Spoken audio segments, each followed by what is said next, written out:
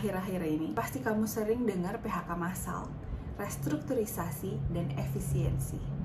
Tapi yang jarang dibahas adalah bagaimana perusahaan menyampaikannya.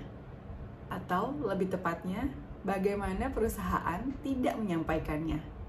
Hari ini kita akan bahas tentang sisi gelap corporate communication. Saat ribuan karyawan kehilangan pekerjaan, tapi yang diumumkan ke publik hanya kalimat manis. Banyak perusahaan sekarang melakukan PHK secara tiba-tiba, tanpa peringatan, tanpa penjelasan yang manusiawi.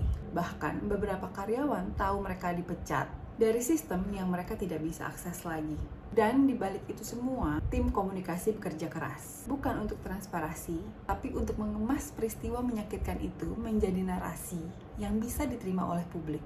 Kata-kata seperti restrukturisasi demi efisiensi, transformasi organisasi, sering dipakai. Tapi realitanya ribuan orang kehilangan penghasilan. Dan saat publik bertanya-tanya, tim komunikasi eksternal sering memilih diam, tidak ada penjelasan, dan gak ada empati. Karena dalam strategi komunikasi tertentu, diam pun adalah taktik. Masalah utama bukan hanya pada PHK-nya, tapi pada bagaimana perusahaan menyusun narasi untuk meredam gejolak. Ketika komunikasi lebih fokus menenangkan investor daripada menjelaskan realita kepada karyawan, itulah sisi gelap yang jarang dibicarakan.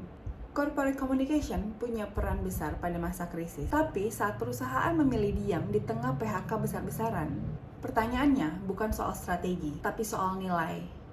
Kamu pernah ngalamin PHK yang datang tiba-tiba atau melihat rekan kerja yang dilepas tanpa empati, seolah hanya bagian dari statistik? Bagikan cerita kamu di kolom komentar. Sekian topik kita hari ini. Have a good day.